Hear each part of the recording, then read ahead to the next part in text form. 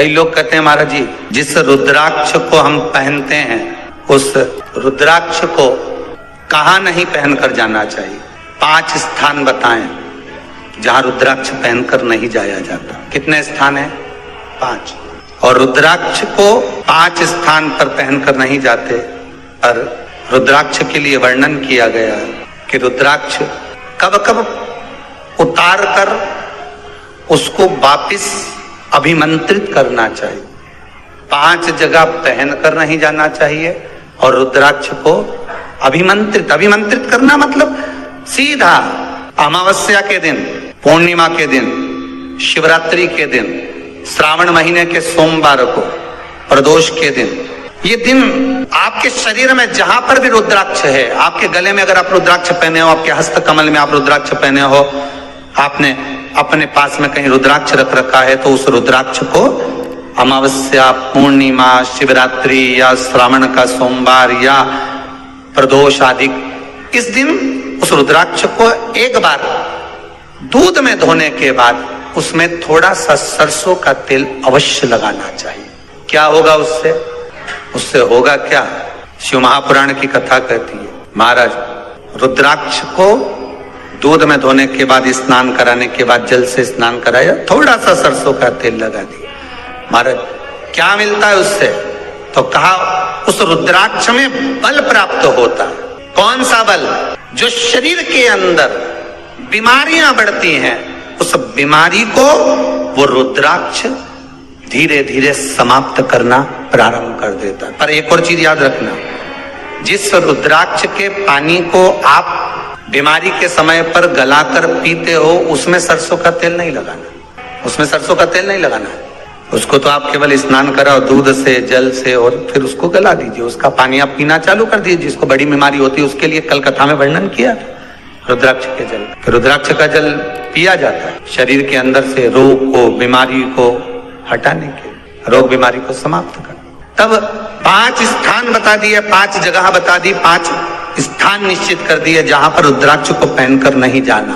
पहला, किसी की मृत्यु वाली जगह पर। दूसरा, जहां पर बच्चे का जन्म हुआ, मृत्यु आदि जगह पर सूतक लगती है, जहां बच्चे का जन्म लगता है वहां सावड़ लगती है। मतलब जीव जाने के बाद दुख का सूतक होता है, और बच्चा जब जन्म लेता है तो सुख की सावड़ रहती है। सुख की 2 स्थान। तृतीय स्थान, तीसरा स्थान दिया जहां पर वैश्यावृत्ति होती हो या महाराज मदिरा का पान होता हो, उस स्थान पर रुद्राक्ष को नहीं ले जाया जाता। चौथा स्थान रुद्राक्ष के लिए कहा गया, जिस स्थान पर आपको ज्ञात नहीं है और आपको लगता है कि ये स्थान अज्ञात है, यहाँ पर कई जगह पर कुछ जीवों की हत्या हुई है या किसी जीव को नष्ट किया गया है, उस स्थान पर रुद्राक्ष को नहीं ले जाना चाहिए। 5वां, महाराज आपके रुद्राक्ष का जहां अपमान हो रहा है, अपमान से समझ में आ रही है ना आपको बात? एक आय को ढोंग प्रपंच में पढ़ा है, कौन ने कहा इतने रुद्राक्ष धारण कर ले? कौन ने कहा है? क्यों ढोंग प्रपंच में पढ़ा है? अगर हम रुद्राक्ष गले में पहन लेते और नारी का रजस्वला धर्म आ जाता है, रजो धर्म का समय आ जाता है, वो रुद्राक्ष हम गले में धारण कर कर रखते हैं, तो वो रुद्राक्ष क्या वो बेकार हो जाता है?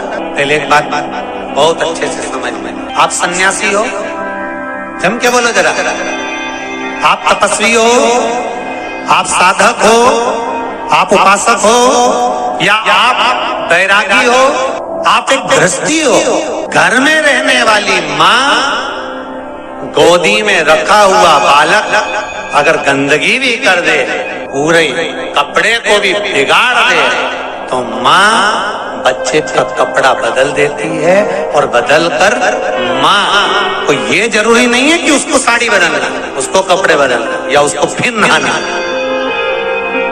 बच्चा जब गोदी में होता है तो माँ की गोद में कितनी बार भी गंदगी कर दे, फिर माँ अपने कपड़े बार बार नहीं बदलती, उसी कपड़े से काम करती रहती है, उसी कपड़े से सेवा करती रहती है, उसी कपड़े से भगवान का पूजन भी करेगी तो भगवान स्वीकार करेगा। क्योंकि मातृत्व के लिए, माँ के लिए, नारी के लिए छोड़ दिया गया है कि तुम और हाँ, आप अगर पूजन करने बैठ रही हो तो आपको ये 7 दिन पूजन नहीं करना। पर रुद्राक्ष अगर आप पहन रहे हो, रुद्राक्ष अगर आप धारण कर रहे हो और अपने जीवन की सार्थकता के लिए स्वीकार कर रहे हो, जैसे तुलसी की माला और रुद्राक्ष की माला गले में पड़ी रहती है, तो ये कंपनी का ट्रेडमार्क होता है कि तुम कौन सी ब्रांड के हो। ये कंपनी का ट्रेडमार्क है। तुलसी की माला पहनकर प्राण छूट गए तो वैकुंठ चले गए, और रुद्राक्ष की माला पहनकर प्राण छूट गए तो कैलाश धाम चले गए। ये कंपनी का ट्रेडमार्क। छोटे रुद्राक्ष की माला, छोटा जो रुद्राक्ष होता है उसकी माला, कैंसर का जो मरीज होता है, अगर वो फर्स्ट स्टेज का कैंसर भी है, छोटे रुद्राक्ष अगर अच्छे हैं, 3 मुखी से लेकर 5 मुखी, 7 मुखी, 9 मुखी, 11 मुखी छोटा रुद्राक्ष मिल जाए, उसकी माला अगर पानी में डाल दी जाए और उस पानी को वो मन का ही डाल दो, उसी का पानी थोड़ा थोड़ा कैंसर के मरीज को सुबह दोपहर शाम श्री शिवाय नमस्तुभ्यम का जाप कर कर, पंचाक्षर ओम नमः शिवाय का जाप कर कर, शंकर शिव का नाम लेकर, महाकाल बाबा का नाम लेकर, विश्वेश्वर विश्वनाथ का नाम लेकर, केदारेश्वर का नाम लेकर, 12 ज्योतिर्लिंग का स्मरण कर कर अगर वो आचमन करना प्रारंभ कर दे तो कैंसर रोग में भी आराम मिलना प्रारंभ। केवल आचमन ही नहीं करना है, अगर स्त्री है तो अपने उल्टे हाथ पर भी उस मनके की माला को लपेट सकती है। पुरुष है अपने राइट हैंड में उस माला को, अगर कैंसर से पीड़ित व्यक्ति है, रोग से बहुत पीड़ित व्यक्ति, उसको बल मिलता है, उसको पावर मिलता है, उसको एक एनर्जी, उसको एक तेज मिलता है रोग से लड़ने का। कई लोग कहते हैं महाराज जी रुद्राक्ष को सिद्ध कैसे करना चाहिए, तो शिव महापुराण में एक ही उपाय लिखा है, 108 बेलपत्र पर शंकर का नाम लिखकर समर्पित कर दो, या लाल चंदन चढ़ाकर समर्पित कर दो रुद्राक्ष के ऊपर, या उस रुद्राक्ष को आप अभिषेक में समर्पित कर, या उस रुद्राक्ष को सरसों के तेल में रखकर उसको फिर समर्पित शिव जी को कर। रुद्राक्ष को निकाला, शंकर जी के ऊपर रखा, शिव जी के चरणों में रखा, अभिषेक किया, उसको धारण किया। सिद्ध कैसे करना है, तो शिव महापुराण की कथा में एक संवाद बड़ा सुंदर लिखा कि रुद्राक्ष अपने आप में सिद्ध है। मुंबई में एक मेडिकल रिसर्च सेंटर में इस रुद्राक्ष के पानी का रिसर्च किया जा रहा है। आप लोग निकालना कभी, आप लोग तो उसमें निकलेगा आपको, उसका सेंटर का नाम दिया जाएगा कि किस रिसर्च सेंटर में निकाला जाएगा। तो दोस्तों, वीडियो आपको अच्छी लगी हो तो वीडियो को लाइक करें, चैनल को सब्सक्राइब करें, हमारी वीडियो को शेयर करना बिल्कुल भी ना भूलें। मैं आपसे मिलती हूँ अगले वीडियो में।